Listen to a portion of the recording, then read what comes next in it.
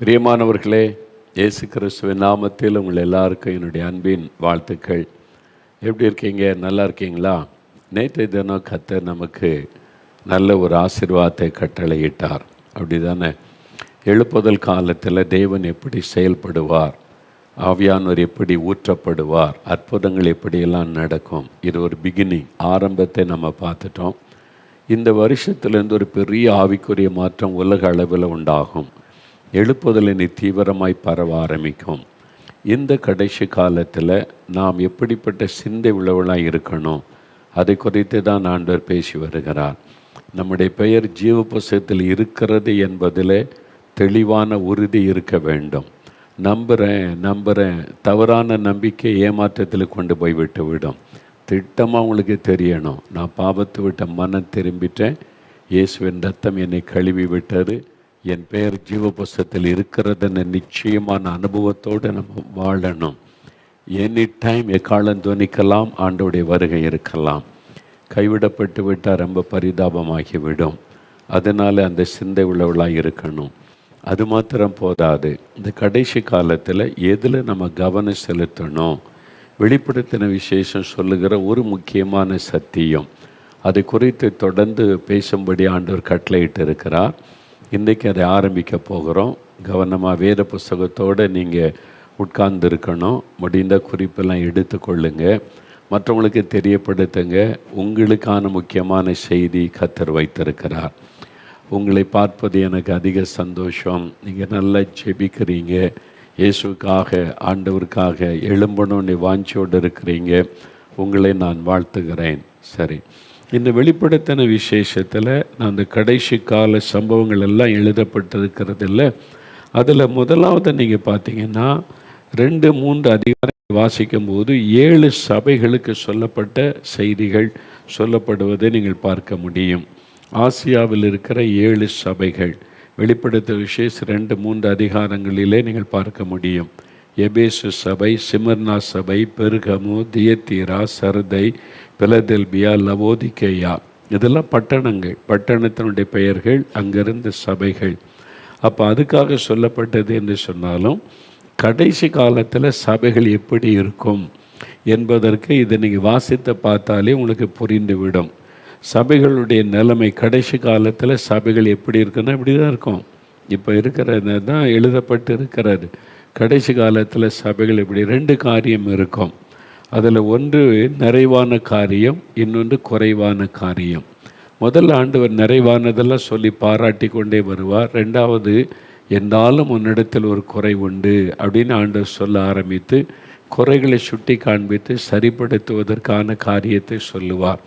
அதனால் தனிப்பட்ட கிறிஸ்தவ வாழ்க்கையானாலும், ஊழியர்களானாலும், விசுவாசிகளானாலும், சபை நடத்துகிற தேவ ஊழியக்காரர்கள், பாஸ்டர்கள், மேய்ப்பர்களானாலும் இந்த 2 காரியத்தை உணர்ந்து நல்ல ஆவிக்குரிய அனுபவம் உண்டு கர்த்தரை துதிங்க. சரிப்படுத்த வேண்டிய காரியத்திற்கு ஓப்பன் ஹார்ட்டாக சரிப்படுத்த ஒப்பு கொடுத்து ஜெபிக்கணும். நம்ம சபைக்குள்ளே எந்தெந்த குறைபாடு இருக்குது அதுக்காக ஜெபிக்கணும்னு ஒப்பு கொடுத்து ஜெபிக்கணும். நீங்கள் குறைவுகளை மூடி வைக்க சபை அழுகி நாசமாகி பிரயோஜனப்படாமல் போய்விடும். ஆண்டவரை தெளிவாக வெளிப்படுத்தி சொல்ல, சபை தான் ரட்சிக்கப்பட்டதான், கர்த்தருடைய பிள்ளைகள் தான். ஒரு பக்கம் இப்படிப்பட்ட நல்ல குணம் உங்களுக்குள்ளே இருக்கிறது, ஆனால் இன்னொரு பக்கத்தில் இப்படி இருக்கிறீங்க, அதை சரிப்படுத்தி கொள்ளுங்க. எந்த நிலைமையிலிருந்து விழுந்தா என்பதை சிந்தித்து பாருங்கள். நீங்கள் அனலுமின்றி குளிருமின்றி இருக்கிறீங்க, வெறுவெறுப்பா வாந்தி பண்ணி போடுவேன், சரிப்படுது அப்படிலாம் கர்த்தர் கள்ளோபதேசத்தை நீங்கள் கண்டுபிடிச்சிட்டீங்க, ஸ்தோத்திரம். இன்னும் சில கள்ளோபதேசக்காரர் உள்ள நுழைஞ்சிட்டாங்க, இதெல்லாம் சொல்லப்படுகிறாரு. அப்போ கடைசி காலத்தில் உள்ள சபைகளை குறித்து தான் ஆவியானவர் எழுதியிருக்கிறார். ஆனால் தான் ஆவியானவர் சபைகளுக்கு சொல்லுகிறதை கேட்க காதுள்ளவன் கேட்க கடவன் என்று சொல்லி இருக்கிறதை பார்க்கிறோம். ஒவ்வொரு அந்த சபை குறித்து ஆண்டவர் பேசும்போதும் அறிந்திருக்கிறேன் அந்த வார்த்தை சொல்லுகிறார். ஒவ்வொரு சபை குறித்து 7 சபைகளுக்கு சொல்லும்போது அறிந்திருக்கிறேன், உன்னுடைய கிரியைகளை நான் அறிந்திருக்கிறேன், நீ ஆண்டவருக்காக படுகிற பாடுகளை அறிந்திருக்கிறேன், உனக்கு கொஞ்சம் பலன் இருந்து தீவிரமாய் நீ சுவிசேஷம் அறிவிப்பதை அறிந்திருக்கிறேன். இந்த மாதிரி ஆண்டவர் சபையை அறிந்தவர். அவருக்கு தெரியாமல் ஒன்றும் கிடையாது. சபைக்குள் இருக்கிற நிறைவும் தெரியும், குறைவும் தெரியும். அதனால் ஆண்டவர்கிட்ட மறைக்கலாம் முடியாது. அதனால் நம்ம ஆண்டவரிடத்தில் காரியங்களை சரியாக அறிக்கை செய்து ஜெபித்து ஒரு பூரண நிலைமைக்குள்ளே வர வேண்டும் என்று கர்த்தர் விரும்புகிறார். சரி, இந்த நாட்களில் நான் ரொம்ப ஜெபம் பண்ணினேன். ஜனங்களுக்கு நான் என்ன சொல்லணும் ஆண்டவரே, அடுத்து என்ன சொல்ல விரும்புகிறீர் என்றபோது ஒரு வார்த்தை திரும்ப திரும்ப ஆண்டவர் என்னோடு பேசினார்.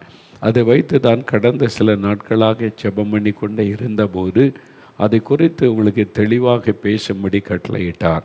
என்ன காரியம் என்றால், இந்த வெளிப்படுத்தின விசேஷம் 2ஆம் அதிகாரம் 3ஆம் அதிகாரத்தில் 7 சபைகளுக்கு கர்த்தர் செய்து சொல்கிறார்ல, ஒவ்வொரு சபை குறித்து சொல்லும்போது கடைசியில் வரும்பொழுது ஒரு வார்த்தை சொல்லப்படுகிறது. ஜெயம் கொள்ளுகிறவன் எவனோ, ஜெயம் கொள்ளுகிறவன், ஜெயம் கொள்ளுகிறவர்கள் 7 இடத்துல வருகிறது. 7 இடத்துலையுமே ஜெயம் கொள்ளுகிறவர்கள் என்கிற வார்த்தை வருகிறதை நீங்கள் பார்க்க முடியும். அப்போ ஜெயம் கொள்ளுகிறவர்கள் தான் இந்த ஆசீர்வாதத்தை பெற முடியும். ஜெயம் கொள்ளுகிறவர்கள் தான் பரலோகத்தை சுதந்தரிக்க முடியும். ஜெயம் கொள்ளுகிறவர்கள் தான் இந்த கர்த்தர் வைத்திருக்கிற ஆசீர்வாதத்தை சுதந்தரிக்க முடியும் என்று வார்த்தை சொல்லப்படுகிறது. ஆகவே பல முறை நம்ம வாசித்திருந்தும் கூட ஆண்டவர் அந்த குறிப்பிட்ட நாள் வரும்போது ரொம்ப தெளிவாக அதை விளங்க பண்ணுகிறார். பரிசுத்தவான்கள் அவங்க தான் இதை சுதந்தரிப்பாங்க, நீதிமான்கள் அவங்க தான் இதை சுதந்தரிப்பாங்க, என் இருதயத்துக்கு ஏற்றவர்கள் அவங்க தான் சுதந்தரிப்பாங்க அப்படி சொல்லாமல் ஜெயம் பெற்றவர்கள், அந்த வார்த்தை திரும்ப திரும்ப திரும்ப 7 முறை வருகிறது. ஜெயம் பெற்றவர்களுக்கு தேவன் வைத்திருக்கிற ஆசீர்வாதம் என்னன்னு பார்க்கணும்.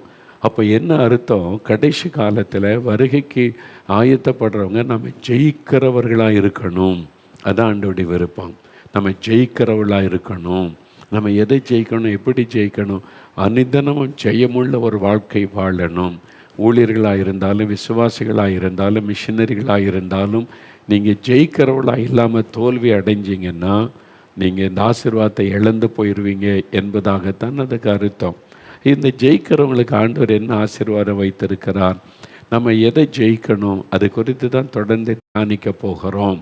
நம்ம இதை ஆழமாக பதித்து கொள்ளுங்க. வெளிப்படுத்தின விசேஷம் 2ஆம் அதிகாரம் எடுங்க.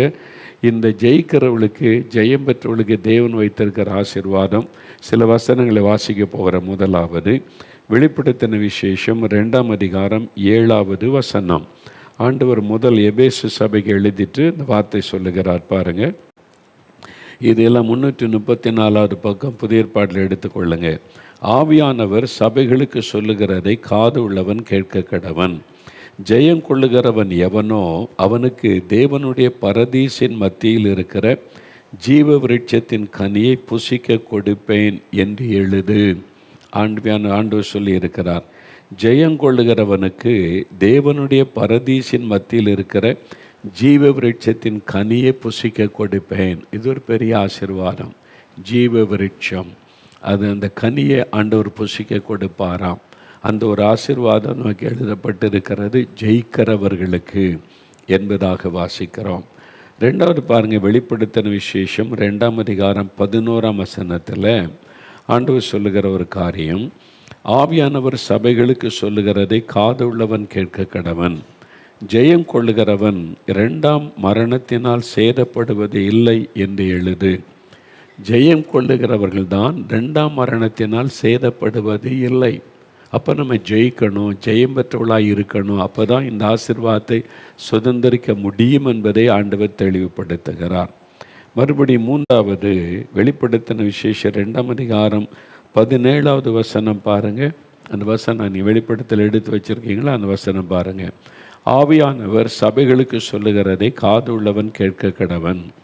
ஜெயம் கொள்ளுகிறவனுக்கு நான் மறைவான மன்னாவை புசிக்க கொடுத்து அவனுக்கு வெண்மையான குறிக்கல்லையும் அந்த கல்லின் மேல் எழுதப்பட்டதும் அதை பெறுகிறவனை அன்றி வேறு ஒருவனும் அறியக்கூடாததுமாகிய புதிய நாமத்தை கொடுப்பேன்.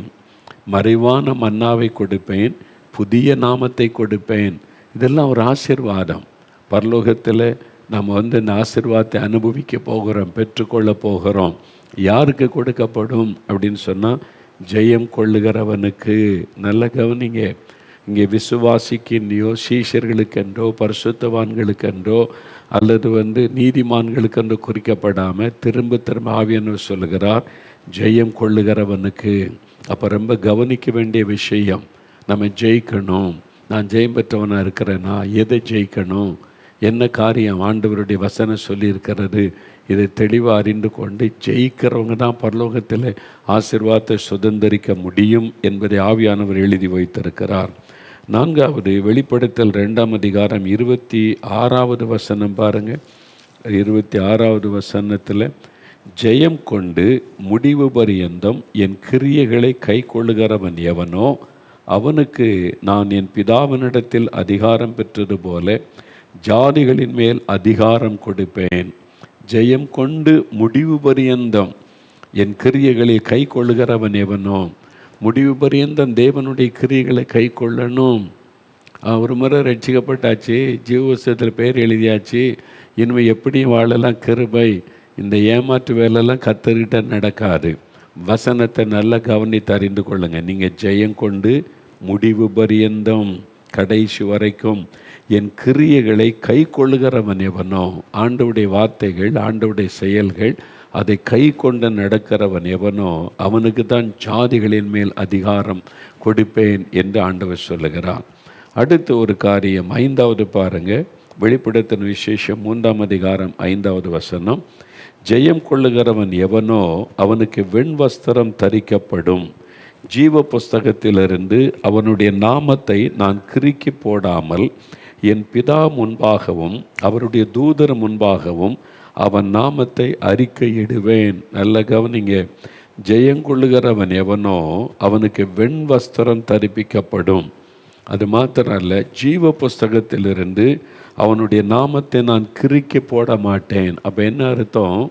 ஜெயிக்கிறவனுடைய பெயர்கள் தான் ஜீவ புஸ்தகத்தில் இருக்கும்.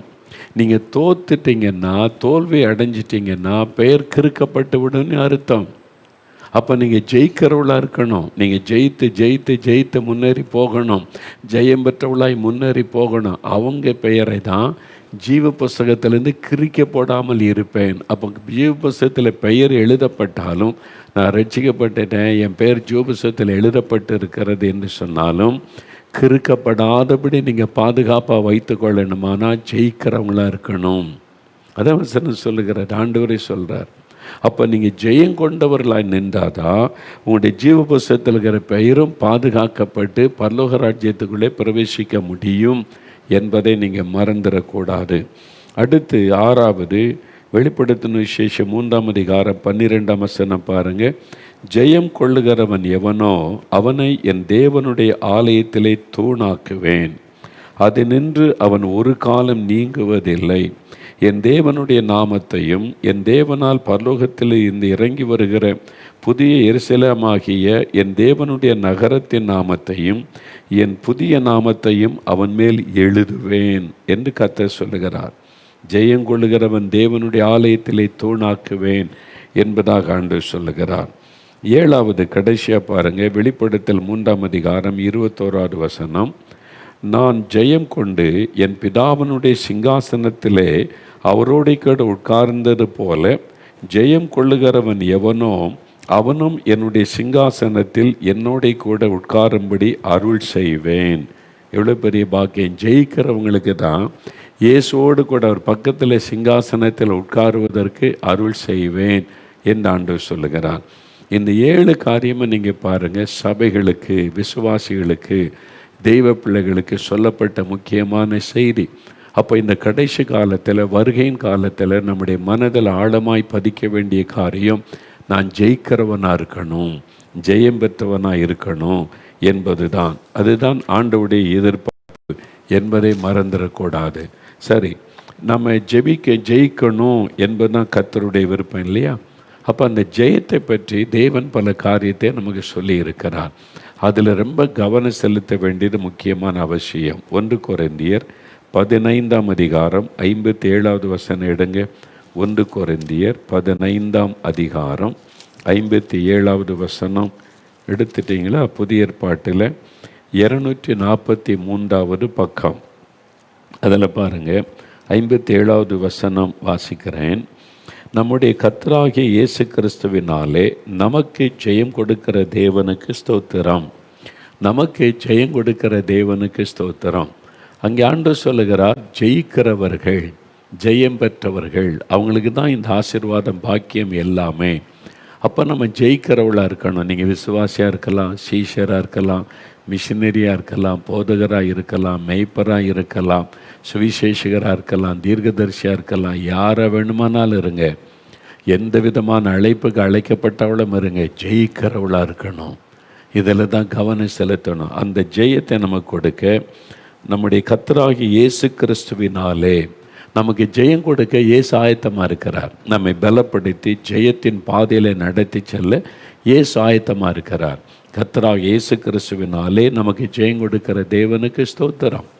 இந்த ஜெயன உடனே வெறுமனே எக்ஸாம் பரீட்சை, அப்புறம் இந்த எக்ஸாம் எழுதுகிற என்ட்ரன்ஸ் எக்ஸாம், இந்த எக்ஸாம் பற்றியே தான் இந்த வசனம் பயன்படுத்த, ஜெயிக்கிறவங்க நீங்கள் ஜெயிப்பீங்க. அதான் நம்ம சொல்லி பழகிட்டோம்ல. அது மாதிரி என்ட்ரன்ஸ் எக்ஸாமில் ஜெயிப்பீங்க, மார்க் வரும், நீங்கள் ஜெயித்துருவீங்கன்னு. அதுக்கு அது எழுதப்பட்டிருக்குதுன்னா இல்லை, அது ஒரு பகுதி. நம்ம ஜெயிக்க வேண்டிய முக்கியமான காரியத்தை குறித்து நீங்கள் அறிந்து கொள்ள வேண்டும். அதுதான் கர்த்தர் விரும்புகிற ஒரு காரியம். இப்போ நம்ம ஜெயிக்கணுமானா நம்ம என்ன செய்யணும்? பரீட்சை வரும், பரீட்சை வைப்பாங்க, அதில் ஜெயிக்கணும் அப்படின்னு நினைக்கிறேன்ல. எக்ஸாமில் பிள்ளைகள் ஜெயிக்கணும். வேலை தேடுவாங்க, வேலையில் நான் ஜெயிக்கணும், ஜெயித்தா தான் அடுத்த ப்ரொமோஷன்லாம் கிடைத்து போக முடியும். வியாபாரம் செய்கிறோம், வியாபாரத்தில் நான் ஜெயிக்கணும், நான் செய்கிற வியாபாரத்தில் ஜெயிக்கணும். எல்லாத்துலேயுமே விளையாட்டு வீரர்கள் பார்த்தா விளையாட்டில் நான் ஜெயிக்கணும், வாழ்க்கையில் அதை லைஃப்பில் நான் ஜெயிக்கணும், என் குடும்பத்தில் வாழ்க்கையில் ஜெயிக்கணும். எந்த காரியத்திலையுமே ஜெயம்தான் கண் முன்னால் நிற்கும். நான் இந்த காரியத்தில் ஜெயிக்கணும், நான் இந்த காரியத்தில் வெற்றி பெறணும். அப்போ நம்முடைய வாழ்க்கையின் ஒவ்வொரு கட்டத்திலும் நம்ம ஜெயிக்கணும்னு கர்த்தர் விரும்புகிறார். அந்த ஜெயம் கொடுக்க இயேசு ஆயத்தமாக இருக்கிறார். இயேசுவால் எப்படி ஜெயம் கொடுக்க முடியும் அப்படின்னு நினைக்கிறீங்களா? என்ன கொலோசியர் 2:14-15 பாருங்கள். கொலோசியர் 2:14-15 இயேசு கிறிஸ்துவின் மூலமாக தான் நமக்கு ஜெயிக்க முடியும். இயேசு கிறிஸ்துவின் மூலமாக தான் ஜெயம் உண்டாகும். இப்போது கொலோசியர் 2:14-15 பாருங்கள். நமக்கு எதிரடையாகவும் கட்டளைகளால் நமக்கு விரோதமாகவும் இருந்த கையெழுத்தை குலைத்து அதை நடுவில் இராதபடிக்கு எடுத்து சிலுவையின் மேல் ஆணி அடைத்து துரைத்தனங்களையும் அதிகாரங்களையும் உரிந்து கொண்டு வெளியரங்கமான கோலமாக்கி அவைகளின் மேல் சிலுவையிலே வெற்றி சிறந்தார். இயேசு கிறிஸ்து சிலுவையிலே வெற்றி சிறந்தார். அவர் சாத்தானை ஜெயித்தார், உலகத்தை ஜெயித்தார். அவர் இந்த உலகத்தினுடைய சகல பிசாசனுடைய கிரியைகளையும் ஜெயித்தார், மரணத்தை ஜெயித்தார். அவர் சிலுவையிலே வெற்றி சிறந்தார். ஏன் அவர் இதுக்கு வெற்றி சிறக்கணும்? அவர் இதுக்கு ஜெயிக்கணும்? நமக்காக, உங்களுக்காக, எனக்காக, அவரை பின்பற்றவங்களுக்காக, அவரை ஏற்றுக்கொள்கிறவங்களுக்காக தான் அவர் ஜெயம் எடுத்தார். நமக்கு ஜெயம் கொடுக்க அவர் சிலுவையில் எல்லாவற்றையும் வெற்றி சிறந்து தான் சொல்லுகிறார், நான் ஜெயித்துட்டேன், உனக்காக நான் உனக்கு உதவி செய்கிறேன், நீ ஜெயிப்ப, நீ வெற்றி பெறுவ என்பதாக ஆண்டவர் சொல்லுகிறார். அதனால் தான் பவுல் சொல்கிறார் பாருங்களேன், ரோமர் 8:37 ரோமர் 8:37 எடுங்க. ரோமர் 8:37 வேத புஸ்தகத்தில் ரோமர் 8 எடுத்துட்டிங்களா? புதிய ஏற்பாட்டில் 217 பக்கம். இப்போ பாருங்கள், இவைகள் எல்லாவற்றிலேயும் நாம் நம்மில் அன்பு கூறுகிறவராலே, நம்மில் அன்பு கூறுகிறவர் யார்? அவர் இயேசு கிறிஸ்து. இயேசு கிறிஸ்துவினாலே முற்றும் ஜெயம் கொள்ளுகிறவர்களாய் இருக்கிறோமே. முற்றிலும் ஜெயம் கொள்ளுகிறவர்கள், அதான் சொல்லப்படுகிறது. நாம் முற்றிலும் ஜெயம் கொள்ளுகிறவர்களாக இருக்கு, மோர் தென் கான்கரர்ஸ். நாம் முற்றிலும் ஜெயிக்கிறவர்கள். நாம் ஜெயிக்கிறவர்கள், நம்மை ஜெயிக்கணும். நம்மை ஜெயிக்க வைக்க தான் சிலுவையில் அவர் வெற்றி சிறந்தார். நம்ம ஜெயம் பெற்றவர்களாய் நின்றாதான் பரலோகத்தின் பாக்கியத்தை, அந்த ஆசீர்வாதங்களை சுதந்திரித்து கொள்ள முடியும். அதனால் எதை நம்ம ஜெயிக்கணும்? நீங்கள் பாருங்கள், இங்கே பவுல் சில காரியம் சொல்கிறாரு. அவர் ஜெயித்த காரியம் 36 கிறிஸ்துவின் அன்பை விட்டு நம்மை பிரிப்பவன் யார்? உபத்திரவமோ, வியாகுலமோ, துன்பமோ, பசியோ, நிர்வாணமோ, நாசமோசமோ, பட்டயமோ, இவைகள் எல்லாவற்றிலும், அதாவது பாடுகள், உபத்திரவங்கள், நெருக்கங்கள், துன்பங்கள் எல்லாவற்றையும் ஜெயிக்கும்படிக்கு ஆண்டவர் கிருபை தருகிறார். அதனால் தான் 38ஆம் வசனத்தில் மரணமானாலும் ஜீவனானாலும் தேவ தூதர்களானாலும் அதிகாரங்களானாலும் வல்லமைகளானாலும் நிகழ்காரியங்களானாலும் வருங்காரியங்களானாலும் உயர்வானாலும் தாழ்வானாலும் வேறு எந்த சிருஷ்டியானாலும் நம்முடைய கர்த்தராகிய கிறிஸ்து இயேசுவின் மேல் உள்ள தேவனுடைய அன்பை விட்டு நம்மை பிரிக்க மாட்டாதென்று நிச்சயித்திருக்கிறோம். நாம் ஜெயிக்கிறவர்கள்.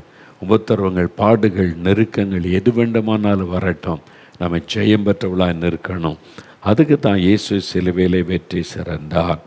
ஆண்டவர் நம்ம ஜெயிக்கொண்டா விரும்புகிறார். நீங்கள் வேத புஸ்தகம் முழுவதுமே பாருங்களேன்.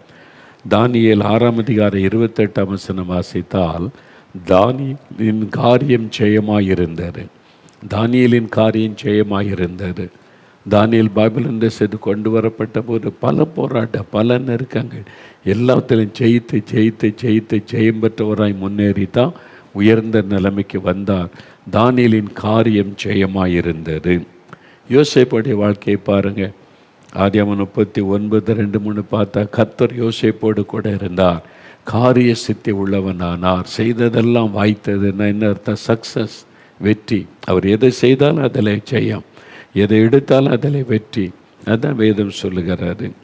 தாவீதுடைய வாழ்க்கையில் பாருங்கள், யுத்தத்தில் எங்கேயுமே தோல்வி அடையலை, போன இடமெல்லாம் வெற்றி. அது மாதிரி ஜெயம் கொடுத்து ஆண்டவர் நடத்தினார். இப்போ நம்முடைய வாழ்க்கையில் நம்ம எதை ஜெயிக்கணும், நம்ம ஜெயம் பெற்றவளாக இருக்குன்னு கர்த்தர் சொல்கிறான்னு சொல்கிறீங்களே. நம்ம நிறைய உலக காரியத்தில் தான் நிறைய கவனம் செலுத்தி எக்ஸாம் படி, அப்புறம் வேலை, பிஸ்னஸ்ஸு, அப்புறம் இந்த காரியத்திலெல்லாம் எனக்கு வெற்றி உண்டாகணும், நான் செய்கிறதெல்லாம் வாய்க்கணும், உலக காரியத்தை சிந்திக்கிறோம். ஆவிக்குரிய காரியத்தில் ஜெயிக்கணும். ஆவிக்குரிய காரியத்தில், ஸ்பிரிச்சுவல் காரியத்தில் நம்ம ஜெயம் பெற்றவளாக நிற்கணும். அதான் ஆண்டவர் எதிர்பார்க்கிற ஒரு காரியம். ஏன்னா நம்முடைய போராட்டம் ஆவிக்குரிய உலகத்தோட. நமக்கு விரோதமாக போராடுகிற 3 காரியம் இருக்கிறாரு. அதைத்தான் உலகம், மாமிசம், பிசாசு. முதல் எதிரி எங்கே தெரியுமா? நம்முடைய சரீரம்தான். இங்கே தான் போராட்டம் ஆரம்பிக்குது. நம்முடைய சரீரம்தான் நம்முடைய ஆவிக்குரிய வாழ்க்கைக்கு முதல் எதிரி. அப்போ இதை சரீரம், மாம்சம் ஆவிக்கு விரோதமாய் போராடுகிறாரு. இதை ஜெயிக்கணும், மாம்சத்தை ஜெயிக்கணும், மாம்ச இச்சைகளை, ஆசைகளை நம்ம ஜெயிக்கணும் முதலாவது. ரெண்டாவது உலகம், நம்மை சுற்றி இருக்கிற காரியம்லாம் நமக்கு விரோதமாய் போராடி நம்மை வீழ்த்த பார்க்கிறது, கரைப்படுத்த பார்க்கிறது. உலக பிரச்சனைகள், உலக போராட்டங்கள், உலக தேவைகள், குடும்பத்தில் பிரச்சனை, வேலையில் பிரச்சனை, அதில் நம்மளை ஜெயிக்க பார்க்கறது. நாம் அதை ஜெயிக்கணும், உலகத்தை ஜெயிக்கணும். ஆண்டு சொல்லலை, நீங்கள் திடன் கொள்ளுங்கள், நான் உலகத்தை ஜெயித்தேன் ஆண்டு சொல்கிறார்ல. உலகத்தில் உபத்திரம் உண்டு, ஆனாலும் திடன் கொள்ளுங்கள் என் ஆண்டு சொல்கிறார்ல. நான் உலகத்தை ஜெயித்திருக்கிறேன், அதனால் நீங்கள் ஜெயிப்பீங்க. நம்ம ஜெயிக்கிறவளாக இருக்கணும். சோர்ந்து போய், தோல்வி அடைஞ்சு, பின்மாற்றத்தில் போய் அல்ல, ஜெயம் பெற்றவர்களாக நிற்கணும்.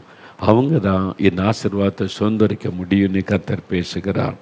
முன்னாவது பிசாசு, கண்ணுக்கு தெரியாத ஒரு எதிரி. முதல்ல நம்முடைய சரீரம் நமக்கு விரோதமாக யுத்தம் பண்ணுகிறது. உலகம் நமக்கு விரோதமாக யுத்தம் பண்ணுகிறது.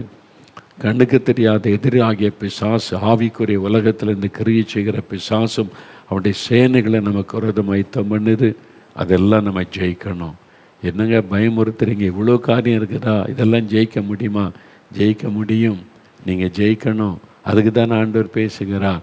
அப்போ என்ன மாதிரி இந்த போராட்டங்கள் வரும், நாம் எப்படி அதை ஜெயித்து ஜெயம் பெற்றவர்களாக இயேசுவை சந்திக்கணும். அவர் ஜெயித்தவர். அவருடைய நாமத்தினாலே நம்ம ஜெயிக்க முடியும். பிரச்சனை நம்மை முடக்கிவிட முடியாது. சோதனைகள் நம்மை வீழ்த்திவிட முடியாது. எதிர்ப்புகளும் பரிகாசங்களும் நம்மை சோர்ந்து போய் முடக்கிவிட முடியாது. நாம் அதையெல்லாம் ஜெயிக்கிறவர்கள், அதையெல்லாம் மேற்கொள்ளுகிறவர்கள். வேலையில் என்ன பிரச்சனை வரும், குடும்பத்தில் பிரச்சனை வரும், ஊழியனாலே மற்றவளை விட 1000 மடங்கு பிரச்சனை வரும், போராட்டம் வரும். ஒவ்வொன்றும் நமக்கு விரோதமாக எழும்பி தாக்குதல் நடத்தும். நம்ம ஜெயிக்கணும். நான் கடந்து வந்த இந்த 50 வருஷ ஊழிய பாதையில் பல போராட்டங்களை சந்தித்து ஒவ்வொன்றிலும் கர்த்தர் ஜெயங்கொடுத்து நடத்தி கொண்டு வந்து நிறுத்தி இருக்கிறார். நம்ம இன்னும் ஜெயிக்கணும், நீங்கள் ஜெயிக்கணும், அது ஆண்டவர் விரும்புகிறார். ஜெயம் பெற்றவர்கள், நம்ம ஜெயம் பெற்றவர்களாக எழும்பணும் ஆண்டவருக்காக, ஜெயம் பெற்றவர்களாய் நிமிர்ந்து நிற்கணும் ஆண்டவருக்காக. நம்ம சோர்ந்து முடங்கி, நான் சோர்ந்துட்டேன், பின்வாங்கிட்டேன், பலவீனப்பட்டுட்டேன், இனி அந்த வார்த்தைகளே வரக்கூடாது. எத்தனை போராட்டம் வந்தாலும் நான் ஜெயிக்கிறவனாய் நிலை நிற்க இயேசு எனக்கு பலன் கொடுக்கிறான்னு சொல்லணும். அதை குறித்து தான் இனி வருகிற நாட்களில் இந்த மாம்சம் எப்படி நமக்கு விரோதமாக போராடுது, அதை எப்படி ஜெயிக்கிறது, உலகம் நமக்கு விரோதமாக எப்படி யுத்தம் பண்ணுது, அதை எப்படி ஜெயிக்கிறது, பிசாசு நமக்கு விரோதமாக என்னென்ன தந்திரமாய் செய்கிறான், அதை எப்படி ஜெயிப்பது, நம்ம எப்பவுமே ஜெயம் பெற்றவளாய் நிற்பது எப்படி, அதை குறித்து தான் தியானித்து நம்ம ஜெபிக்க போகிறோம் வரும் நாட்களில். இன்றைக்கு அதை குறித்த ஒரு முகவரை இன்ட்ரொடக்ஷன் தான் உங்களுக்கு சொல்லியிருக்கிறேன். அப்போ முக்கியமானது மனதில் இருக்க வேண்டியது என்னது? நான் ஜெயிக்கிறவன், நான் ஜெயிப்பேன், நான் ஜெயம் பெற்றவனாக இயேசுக்கு முன்னால் போய் நிற்பேன். காரணம், இயேசு ஜெயித்தவர், அவர் எனக்கு ஜெயம் தருகிறவர். இது மனதில் இருக்கணும். இப்போ ஜெபிக்க போகிறோம். ஆவிக்குரிய காரியம், ஸ்பிரிச்சுவல் காரியம் எல்லாம் சிந்தனையை ஆவிக்குரிய காரியத்தில் கவனம் செலுத்துங்க. நீங்கள் வெறும் பரீட்சை, எக்ஸாம், படிப்பு, பணம் சம்பாதிப்பது, வேலை, பிஸ்னஸ்ஸு இதை குறித்து சிந்திக்கிறதை விட்டு இப்போ நீங்கள் ஆண்டவருடைய சமூகத்தில் ஆவிக்குரிய காரியத்தில் நான் ஜெயிக்கணும், நான் சாத்தானை ஜெயிக்கணும், உலகத்தை ஜெயிக்கணும், என் பரிசுத்தத்துக்கு விரோதமாய் போராடுகிற என் மாம்சத்தை நான் ஜெயிக்கணும். ஆண்டவரே, நான் ஜெயம் பெற்றவனாய் நிற்கணும், ஜெயம் பெற்றவளாய் நிற்கணும். கிருபை தாங்க, வல்லமை தாங்க, பலன் தாங்க. நீங்கள் மரணத்தை ஜெயித்தீங்க, சாத்தானை ஜெயித்தீங்க, உலகத்தை ஜெயித்தீங்க, நீங்கள் மாம்ச கிரியைகளை ஜெயித்தீங்க, சிலுவையில் ஜெயம் எடுத்தீங்க. எனக்கு அந்த வெற்றிக்கான வல்லமையை தாங்க, ஜெயிப்பதற்கான கிருபைகளை தாங்க. ஜெபிங்க. இப்போ சோர்ந்திருக்கிறவன் ஆவியானவர் பலப்படுத்துகிறார். நான் தோத்துட்டேனே, பின்வாங்கிட்டேனே, நான் இப்படி விழுந்துட்டேனே என்று நிற்கிற மகனே, மகளே, உன்னையோடு தான் ஆண்டவர் பேசுகிறார். நீ ஜெயிக்க முடியும். திரும்ப எழும்பு. படுத்து கிடக்காத, விழுந்துட்டேனே நீ சொல்லிக்கொண்டு அமர்ந்திருக்காத, எழும்பு. நான் உனக்கு ஜெயம் கொடுக்கிற தேவன், உன்னை பலப்படுத்தி ஜெயம் கொடுத்து வருகையில் ஜெயம் பெற்றவனாய் கொண்டு போய் நிறுத்துகிற தேவன் என்று ஆண்டவர் சொல்லுகிறார். பெற்றுக்கொள்ளுங்க அந்த வல்லமையை, பெற்றுக்கொள்ளுங்க அந்த கிருபையை. ஆண்டவரை துதிக்க ஆரம்பிங்க. ஆண்டவரை, நான் ஜெயம் பெற்றவனாய் நிற்பேன், ஜெயம் பெற்றவளாய் நிற்பேன். உம்முடைய வருகையில் உமக்கு முன்பாக ஜெயம் பெற்றவனாய் வந்து நான் உம்மை சந்திப்பேன். ஆண்டவரை, அந்த கிருபை தாங்க, பலன் தாங்க, வல்லமை தாங்க, அந்த அபிஷேகம் தாங்க. நான் ஜெயிக்கும்படி ஆவியானுடைய வல்லமை தாங்க. ஜெபிங்க. மகளை ஜெபம் பண்ணு, மகனை ஜெபம் பண்ணு. சோர்ந்திருக்கிறவனை ஆவியானவர் பலப்படுத்தி கொண்டிருக்கிறார். ஊழியத்தில் சோர்ந்து கிடக்கிற உன்னை ஆவியானவர் இன்றைக்கு பலப்படுத்தி கொண்டிருக்கிறான். எழும்பு வாலிபனை, எழும்பு மகனை, எழும்பு என் ஊழியக்காரனை. நீ ஜெயிக்கணும். இந்த போராட்டம்லாம் வரத்தான் செய்யும். நீ ஜெயிக்கணும். அது இல்லாமல் வாழ முடியாது. போராட்டத்தை அனுதினம் சந்திக்கணும். நீ ஜெயிக்கணும். ஜெயம் பெற்றவனாய் நிற்கணும். ஆண்டவரை துதிக்க ஆரம்பிங்க. போராட்டத்திற்காக துதிங்க. இந்த உபத்திரவங்கள், நெருக்கங்களுக்காக துதிங்க. அதுக்கு மத்தியில் தான் நம்ம ஜெயம் பெற்றவளாய் எழும்பணும்னு கர்த்தர் விரும்புகிறார். அதனால் ஆண்டவரை துதிக்க ஆரம்பிங்க. ஆண்டவரே, ஆவிக்குரிய காரியத்தில் நான் ஜெயிக்கணும், ஜெயம் பெற்றவனாய் நிற்கணும். நான் வெற்றி பெற சிலுவையில் நீர் வெற்றி சிறந்தீர் என்பதை விசுவாசிக்கிறேன். அந்த வல்லமையை தாரும் ஆண்டவரே. இந்த மகளுக்கு தாரும், இந்த மகனுக்கு தாரும். சோர்ந்திருக்கிற இந்த பிள்ளைகளை இன்றைக்கு பலப்படுத்துவீராக. ஆண்டவரே, மனம் அடிவோடு இருக்கிற இந்த மகனை, மகளை தைரியப்படுத்தி எழும்ப பண்ணுவீராக. தோல்வி அடைஞ்சிட்டேனே, பின்வாங்கி போய்விட்டேனே, இப்போ ஜெபிக்காமல் நிறுத்திவிட்டேனே, இந்த கலங்கி நிற்கிற பிள்ளைகளை மறுபடியும் பலப்படுத்தும், மறுபடியும் உயிர்ப்பையும், மறுபடியும் உடைய வல்லமை இறங்கட்டும். இந்த எழுப்புதல் காலத்தில், இந்த வருகையின் காலத்தில் ஒவ்வொருவரும் கர்த்தருக்காக எழும்பட்டும். இயேசுவின் நாமத்தினாலே சோர்ந்து கிடந்த ஒவ்வொருவரையும் தட்டி எழுப்பி பலப்படுத்தும். நீங்கள் ஜெயிக்கிறவர்கள் என்று எழும்ப பண்ணும். ஆண்டவரே, ஜெயிப்பேன் என்கிற விசுவாசத்தை தாரும். ஆவியானவர் தாரும். நான் ஜெயம் பெறுவேன், வெற்றி எடுப்பேன், நான் ஜெயத்தோடு இயேசுவை சந்திப்பேன் என்கிற விசுவாசத்தை ஒவ்வொருவருக்கும் கொடுத்து பலப்படுத்தும். வல்லமைப்படுத்தும். இப்பொழுது அவிசுவாசத்தின் ஆவிகளை கடிந்து கொள்ளுகிறேன், சோர்வின் ஆவிகளை கடிந்து கொள்ளுகிறேன் இயேசுவின் நாமத்தினாலே. பொல்லாத சத்துருவை தேவ ஜனத்துக்கு விரோதமாய் எழும்பி அவர்களை மடங்கடிக்க நினைக்கிறவனுக்கு விரோதமாய் நான் வந்து ஜெபிக்கிறேன். சோர்வின் ஆவிகள் பலகட்டும், பலவீனப்படுத்துகிற ஆவிகள் பலகட்டும் இயேசுவின் நாமத்தில். பொல்லாதனுடைய கிரியைகள் முடக்கப்படட்டும் இயேசுவின் நாமத்தில். எழுப்புதலுக்கு விரோதமாய் செயல்படுகிற ஆவிகள் கட்டப்படட்டும். எழுப்புதலுக்கு நீ தெரிந்து கொண்ட பாத்திரங்களை முடக்க நினைக்கிற சத்துருடைய கிரியைகள் முடக்கப்பட்டு போகட்டும். பலப்படுத்தும், வல்லமைப்படுத்தும். நீ எழுப்புதலுக்காய் தெரிந்து கொண்ட பாத்திரம், வாலிபனே, வாலிப மகளே, எழுப்புதலுக்காக நீ தெரிந்து கொண்ட ஒரு பாத்திரம் எழும்பு. ஆவியானவரனை பலப்படுத்தி கொண்டிருக்கிறார். சகோதரி, உங்களை தான் மகனே, மகளே என்று உங்களோடு பேசுகிறார். எழும்பு. விசுவாசத்தை விட்டு விடாதங்க, ஜபத்தை விட்டு விடாதங்க, உபவாசத்தை விட்டு விடாதங்க, ஊழியத்தை விட்டு விடாதங்க. இன்னும் தீவிரமாக செய்ய ஆவியானவர் பலன் தருகிறார். ஜெயிக்கிறவர்களாய் மாற்றுகிறார். ஒவ்வொருவரையும் பலப்படுத்த ஆண்டவரே, நம்முடைய அக்கனை இறங்கட்டும், வல்லமை இறங்கட்டும், அபிஷேகம் இறங்கட்டும், ஆவியானுடைய அக்கனை இறங்கட்டும். உயிர்ப்பையும் ஆண்டவரே, எல்லாரையும் உயிர்ப்பித்து பலப்படுத்தி ஜெயிக்கிறவர்களாய் நிலை நிறுத்தும்.